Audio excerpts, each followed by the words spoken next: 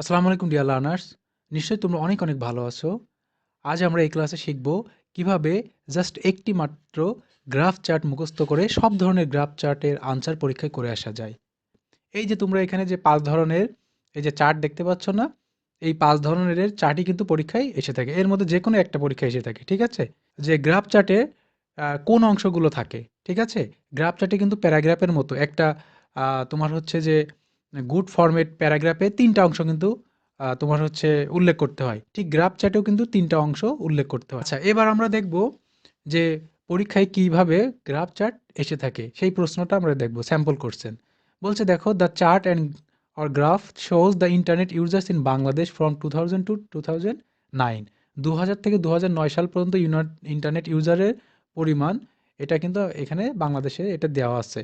Now write a paragraph analysing or describing the graph and give a suitable title to ইট।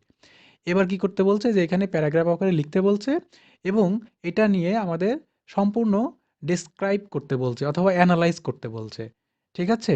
এবং এর একটা সঠিক একটা কি দিতে বলছে? একটা টাইটেল দিতে বলছে। ঠিক আছে? তাহলে আমরা এই স্যাম্পল কোয়েশ্চেন অনুযায়ী আমরা এখানে শর্ট ফরম্যাটে কিভাবে একটা দিয়ে সব ধরনের গ্রাফ চার্ট আনসার করা যায় সেই বিষয়টি আমরা এবার শিখব। তাহলে প্রথমে কি করতে হবে? আগে একটা টাইটেল আমাদেরকে এখানে টাইটেল ঠিক করতে হবে। সেই টাইটেলটা কিন্তু তোমরা এই পরীক্ষার প্রশ্নের মধ্যেই পাবা। ঠিক আছে? কোন জায়গা থেকে পাবো দেখো, আমরা এই টাইটেলটা দিয়েছি এখান থেকে, the internet users in Bangladesh. তাহলে আমরা তোমার হচ্ছে যে গ্রাফ চার্ট লিখতে গেলে প্রথমে একটা টাইটেল বাছাই করব। টাইটেলটা কোন জায়গায় পাবো দেখো, the chart or graph shows, এই শোজের পরে যে অংশটুকু থাকবে, এই যে এখানে যে অংশটুকু, the chart the internet users in Bangladesh. ঠিক আছে? এই যে অংশটুকু এখানে কিন্তু প্রত্যেকটা কোর্সে নেই এরকম থাকবে দেওয়া। তোমরা ওখান থেকে জাস্ট এখানে ওটা দেখে দেখে লিখে দিবা। ঠিক আছে? The chart or graph shows, এই শোজের পরে যে অংশটুকু থাকবে তোমরা এখান থেকে এই অংশটুকু নিয়ে এই জায়গাটায় টাইটেলটা লিখে দিবা। তাহলে টাইটেলটা কোন জায়গাতে লিখতে হবে নিশ্চয়ই তোমরা বুঝতে পেরেছো। এটা কোনো মুখস্থ করার দরকার নেই, প্রশ্ন থেকে তোমরা পেয়ে যাবা। আচ্ছা, এবার দেখো আমি এখানে কিন্তু টপিক সেন্টেন্স, তারপরে এই যে সাপোর্টিং সেন্টেন্স, তারপরে হচ্ছে তোমার কনক্লুডিং সেন্টেন্স, এই ৩ ভাগে ভাগ করে কোনটার মধ্যে কোন বিষয়গুলো উল্লেখ করতে হবে, কয়টা পয়েন্ট দিতে হবে, সেগুলো কিন্তু আমি এখানে ভাগ, ভাগ করে দেখাইছি। ঠিক আছে? আচ্ছা, এখানে দেখো এবার টপিক সেন্টেন্সের মধ্যে, টপিক সেন্টেন্সের মধ্যে আমরা ২ টা পয়েন্ট উল্লেখ করব। জাস্ট ২ টা সেন্টেন্স লিখব। সেটা কোন জায়গা থেকে লিখব দেখো, এটাও কিন্তু মুখস্থ করা লাগবে না তোমরা। এটাও কিন্তু এই যে কোশ্চেন থেকেই তোমরা দেখে, দেখে লিখতে পারবা। এই যে ১ম এ কি দেওয়া আছে? টপিক সেন্টেন্সের মধ্যে ১ম যে পয়েন্টটা আসবে সেটা হচ্ছে the graph shows or indicates, ঠিক আছে? ড্যাশ। এই যে first line to the question. এই যে আমরা এই কথাটা কোন জায়গায় পাবো?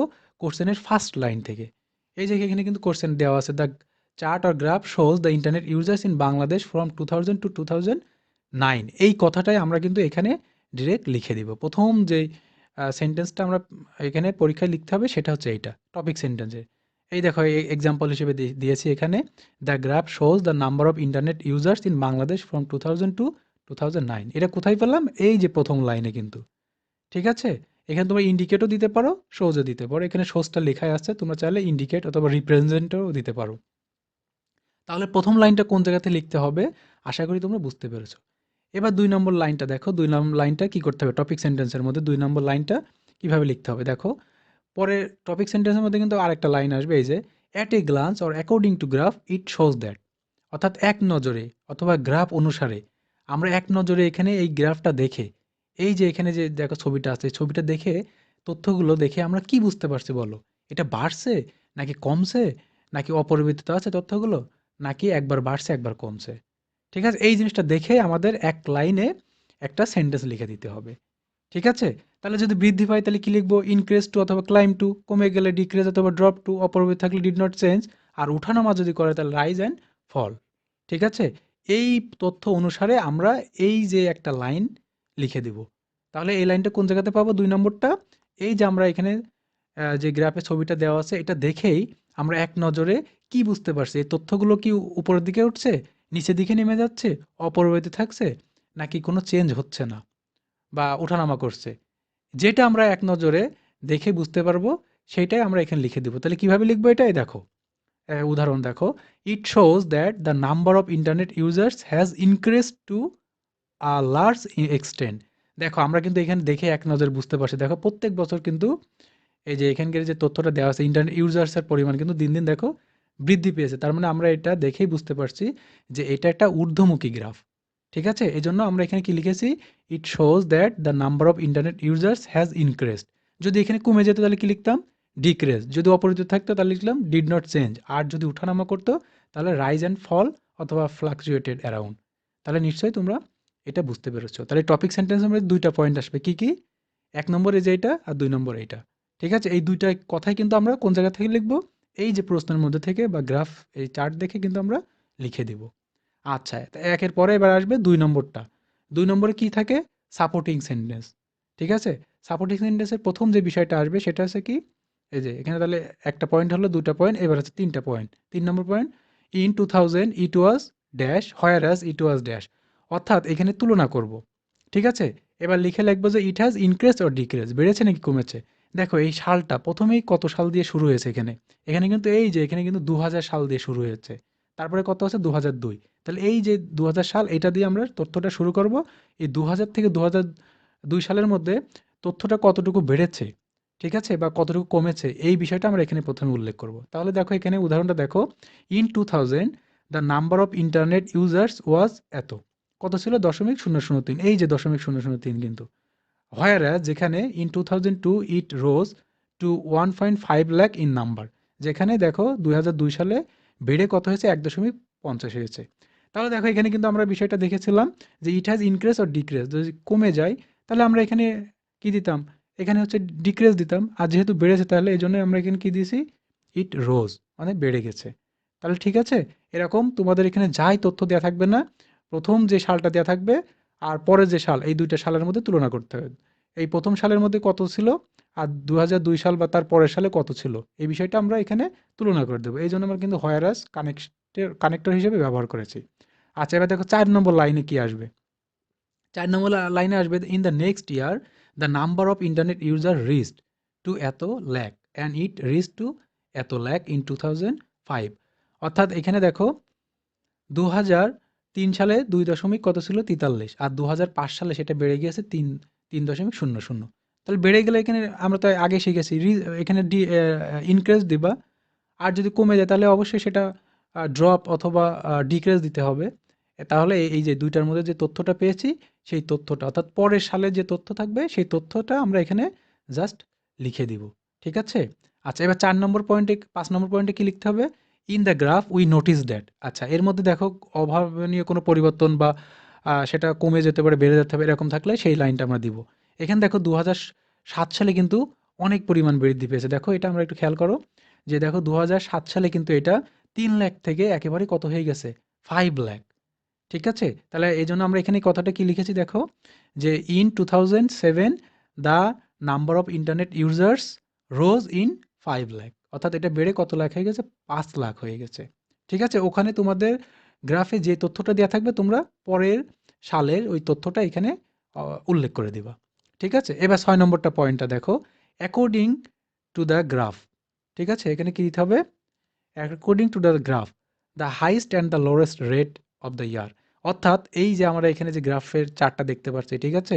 এখানে ১ম যে সালটা দেয়া থাকবে ওই সালে সবচেয়ে কত দেয়া ছিল আর শেষের সাল। অর্থাৎ এখানে আমাদের একটা বিষয় মনে রাখতে হবে যে এই তথ্যগুলোর মধ্যে সবচেয়ে কম আছে তথ্যে সেই সালটা উল্লেখ করতে হবে। আর সবথেকে বেশি পরিমাণে যে তথ্য দেয়া আছে সেই সালটা উল্লেখ করতে হবে। তাহলে আমাদের এখানে দেখো ২০০০ সালে সবচেয়ে ইন্টারনেট ইউজারের পরিমাণ ছিল কম, ০.০০৩। আর দেখো ২০০৯ সালে ইন্টারনেট ইউজারের পরিমাণ সবথেকে বেশি ছিল। তাহলে ৬.১৭। এই কথাটা আমাদের এখানে উল্লেখ করতে হবে। তাহলে তোমাদের কিন্তু ওই গ্রাফ চার্টে ২০০৩ সালেও কিন্তু এটা কম দেয়া থাকতে পারত। ২০০৮ সালে বেশি দেয়া থাকতে পারত। তাহলে যেই সালে সবথেকে কম তথ্য দেওয়া আছে সেই সালটা উল্লেখ করতে হবে। আর যেই সালে সবথেকে বেশি তথ্য দেওয়া আছে সেই সালটা উল্লেখ করতে হবে। তাহলে দেখো এখানে কিন্তু আমরা এই ৬ নম্বর পয়েন্টে এই কথাটা উল্লেখ করেছি। According to the graph 2009 is the year when the highest number of internet users was 6.17। ঠিক আছে? ওখানে কিন্তু ২০০৯ সালে ইন্টারনেট ইউজারের পরিমাণ সবথেকে বেশি ছিল ২০০৯ সালে। আর while 2000 is the year when the lowest user was দশমিক এই যে ০০৩। দেখো তাহলে এখানে এই যে বিষয়টা আমরা এখানে দেখে দিয়েছি যে ২০০৯ সালে কিন্তু ৬.১৭ ছিল। আর ২০০০ সালে দেখো ০.০০৩ ছিল। অর্থাৎ এটা ছিল সবচেয়ে হাইয়েস্ট অ্যামাউন্ট ইন্টারনেট ইউজার্স এটা ছিল কিন্তু সবথেকে কম। ঠিক আছে? লোরেস্ট। এজন্য আমরা এই কথাটা এখানে লাস্টে আমরা অবশ্যই উল্লেখ করে দেবো। এখানে যে তথ্যবহুল তোমার হচ্ছে গ্রাফ চার্টই থাকুক না কেন, ওই বিষয়টা তোমরা ওখান থেকে দেখে জাস্ট এখানে লিখে দিবা। তাহলে এইটা গেল হচ্ছে তোমার আ এটা গেল হচ্ছে কি বলে? এর সাপোর্টিং সেন্টেন্স। এবার আসবো আমরা কনক্লুডিং সেন্টেন্স। কনক্লুডিং সেন্টেন্সে জাস্ট একটা লাইন তুমি লিখে দিলেই হবে। সেটা কিভাবে লিখবে দেখো? অ্যানালাইজিং দ্য গ্রাফ, অর্থাৎ এই গ্রাফটা আমরা অ্যানালাইজ করে কি বুঝলাম? উই ক্লিয়ারলি সে দ্যাট, আমরা বলতে পারি ইট ইজ। আচ্ছা, এটা বেড়েছে নাকি কমেছে নাকি পরিবর্তন হয়নি? নাকি হচ্ছে একবার বেড়েছে একবার কমেছে? তাহলে তোমরা এই গ্রাফটা দেখে, ঠিক আছে? আলোচনা করার পরে যে আমরা কি তথ্য পেলাম এখানে? অর্থাৎ অনেকটা ওই যে ১ম লাইনটা লেখার মতো। ঠিক আছে? যে ইন্টারনেট এই যে বেড়েছে নাকি কমেছে? আমরা কিন্তু ১ম লাইনে লিখেছি। ওরকম একটা সেন্টেন্স তোমার লাস্টে লিখে দিবা। এই গ্রাফটা আলোচনা করে কি বুঝলে? যে এখানে তথ্যটা কমেছে নাকি বেড়েছে? নাকি হচ্ছে তোমার পরিবর্তন হয়নি, নাকি হচ্ছে একবার বেড়েছে একবার কমেছে? সেই কথাটা এখানে লিখে দেব। তাহলে এটা আমরা কিভাবে লিখব? এই দেখো, analysing the graph we clearly say that more and more people are being interested in using internet, keeping pace with the developed countries. তাহলে আমরা এই ইন্টারনেট ইউজারের পরিমাণ দেখছি যে কি দিন, দিন বৃদ্ধি পেয়েছে। আমরা এই গ্রাফটা পর্যালোচনা করলে বা এনালাইজ করলে এটাই বুঝতে পারি যে দিন, দিন ইন্টারনেট ইউজারের পরিমাণ বৃদ্ধি পেয়েছে। কারণটা কি? এই যে উন্নত বিশ্বের সাথে তাল মিলিয়ে চলার জন্য। ঠিক আছে? তাহলে এই যে ৩ ভাবে কিন্তু আমরা এখানে বর্ণনাটা দেখাইছি। টপিক সেন্টেন্স, সাপোর্টিং সেন্টেন্স এবং কন্ট্রোলিং সেন্টেন্স। কোনটার ভিতরে কোন পয়েন্টগুলো আসবে। ঠিক আছে?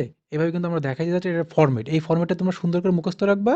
আর পরীক্ষা আনসার করতে হবে কিভাবে? এবার আমরা সেই রিয়েল আনসারটা দেখি।